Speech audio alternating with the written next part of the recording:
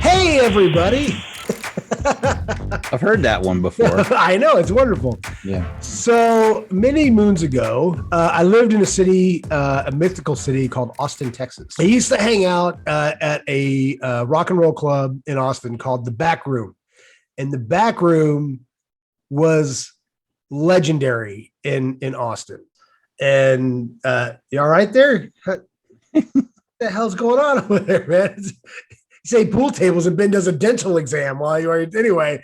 So hopefully there'll be a close up on me during that. I don't know. Yeah, that's the idea. So I'm in my mind. I'm editing this. I'm like, oh, it's going to be a close up on George. I could take my pants off. I could check my teeth. Excuse me. Floss while we're over here. The Motorhead played there several times. The first time I ever saw Pantera, and I've seen Pantera there, I saw them there 3 or 4 times, was at the Back Room. So one of the things the Back Room is famous for is they had amazing bands that came through there and played. The other thing they were famous for was the stage was not straight. So, normally the stage would be like, wah, wah, wah, like that. But this stage was like, wah, wah, wah. It had this weird little spot that was cut out. And in that little 45-degree cutout was a structural pole. Okay. Yeah. It was a load-bearing pole for the roof. Right. And it was about this big around and made out of steel. Right. And every show, before the show, particularly if it was a heavy metal band, because they did have some other types of music that came through there rarely. But anyway, it was okay to stage dive at the Back Room. It was okay to have a mosh pit at the Back Room. But they always started every show with, "Welcome to the show. I hope you guys enjoy our band tonight. If you're going to mosh or stage dive, beware the pole. Look out for the pole." So all the people who had been to the Back Room more than once was very well versed in the pole. We all knew about the pole. But every once in a while, you'd get a newbie. And everybody there is dressed in, believe it or not, black concert t-shirts, jeans, Vans or Doc Martens. We all had long hair, earrings. We're all chain smoking and getting drunk. And that's what you do at a heavy metal show. We're all mosh around the pit.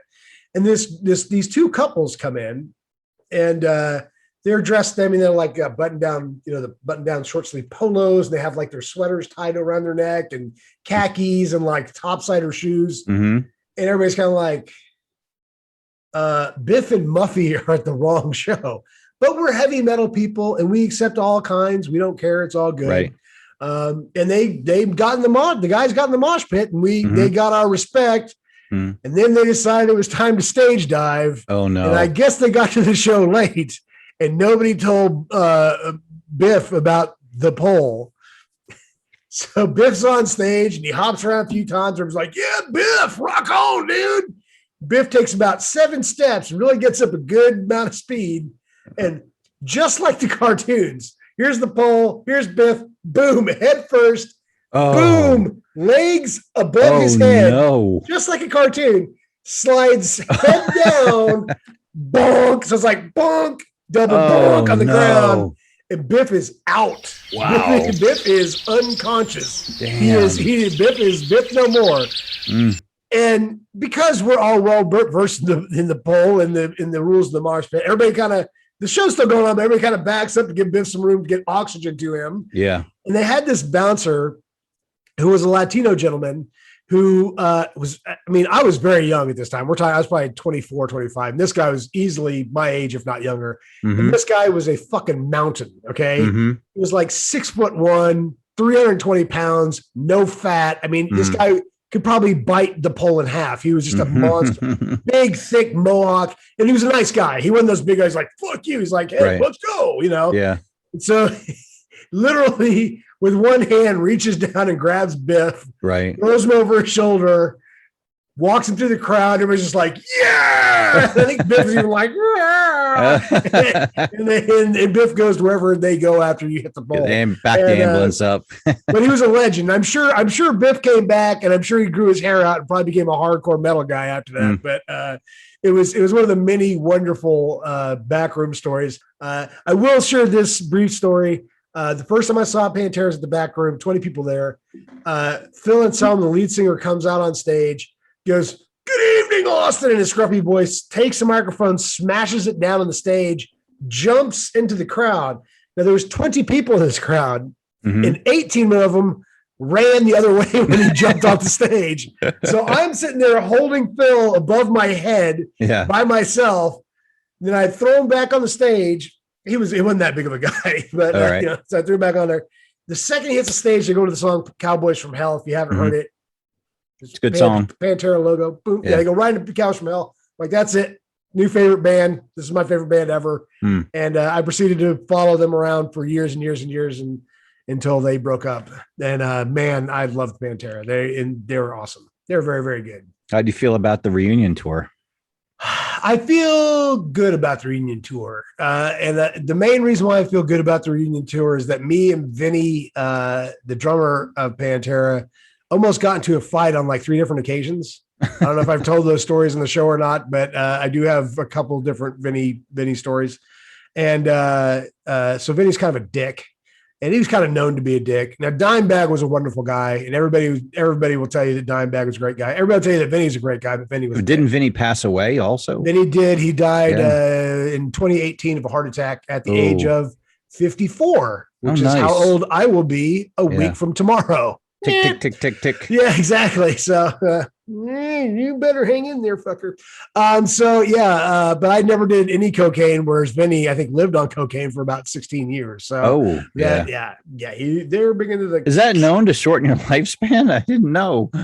Because so many of these rock guys that live to a ripe old age, Being a son of a cardiologist, I can tell you firsthand from talking to my dad about it. Yeah. The number one way to age your heart into, old age at a very young age is cocaine. It will really fuck your heart up really, really bad. Yeah. All right. And now they're actually finding out that heavy cocaine use leads to a variety of rare brain diseases when you get older, which is what happened to Robin Williams. Williams had a very rare brain disorder and a type of dementia that is, and Parkinson's as well, which is linked. It has been linked to heavy cocaine use. Was he a cokehead? Oh yeah. Oh yeah. He was a big cokehead in his youth. Yeah. Oh wow. Not trying to spread rumors of the dead, but it's pretty well known that he was a big cokehead. Oh. So yes, that's kids, sad. That's sad. Don't use cocaine. Yeah. Smoke weed. Eat mushrooms. It's nature stuff. If nature makes it, it's got to be good. The man-made stuff, stay away from it. Don't do the LSDs. Don't do the fucking GHBs. Don't do anything with letters. Stay off the crystal. Stay out the crystal. Yeah. I'm on the fence about smoking toad. That's a whole other thing. Anything that you have to catch like a frog to do, I don't want. I'm not going to do that. Like, it's a lot for me to go down to the thing and get a 6-pack of beer. Like, that's about as That's about as much effort as I want to put into it. Like if I had to go out and like lift rocks to get high or something. You don't want to go to Sedona, Arizona and look under fucking logs for toads that you can then excrete their venom onto a screen, let it dry overnight, crystallize, scrape it off, put it in a pipe, and then smoke it. Is that what you're saying? That's too much for you? I'm saying that's too much effort for me. Yeah. I haven't even gone to get any weed yet. The weed, you could buy weed all over the place now. And it's too much effort. I don't want to, if I can't drive like 5 minutes to get it, I'm not doing it. I'm very upset that you can't drive 5 minutes away to get weed. That just seems wrong. Well, I probably could drive 5 minutes and get 10 things of weed, but I mean legal weed. Oh, okay. There's only certain stores that are allowed to, but they should make it easier to, because there's liquor stores everywhere, so they should, I would think you would be able to buy weed there too or something, but. Yeah. Well, you don't want to mix weed and alcohol.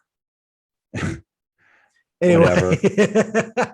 Whatever. Yeah. So anyway, don't do cocaine. That's that. Oh yeah. Cocaine's bad for you. That's our message here at My Fat Hands. Do not do cocaine. Okay. Please do not do cocaine. I would say cocaine. I'm not going to be preachy and say, don't do cocaine. I'm going to say, please don't do cocaine. Please don't do, don't do Ben's cocaine. That's no, don't do any cocaine. No, I'm sorry. Any cocaine. Yes. I don't have, just for the record, I don't have any cocaine. Ben doesn't have any cocaine. I don't know. Don't listen to Filbert. The cocaine that's in my car is not mine. I don't know. Yes, it came with the car, folks. Yeah. Do not. You ever see any of those videos on YouTube where that's the cops and they pull somebody over and it's like they find drugs in the car and it's like every time, I don't know how they got there. Right. It must be somebody else's. Like every single time. I mean, and the cops got a drug has a photocopy of their driver's license on the drugs, you know. It's in the guy's pocket. Yeah, it's under his seat. It's in his glove box. He has a video of him making it in his apartment. Yeah. It's like, I don't know. I don't know whose that is. Yeah. And if you're a cop, and I'm sure we have a lot of cops who watch, and mostly cops. Yeah, thanks for your service. We appreciate it. I'm a supporter.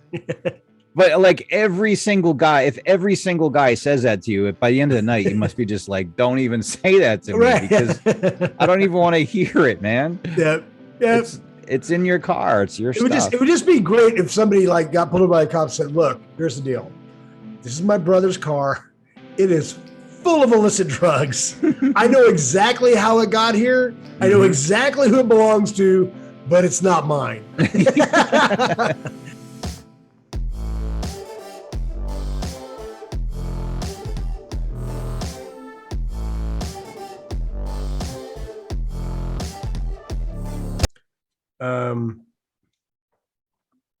If any of you ladies are looking to hook up with me on Tinder, this is my profile. I think this is hilarious. Look at that bad boy. I don't know why I'm not getting any dates on Tinder.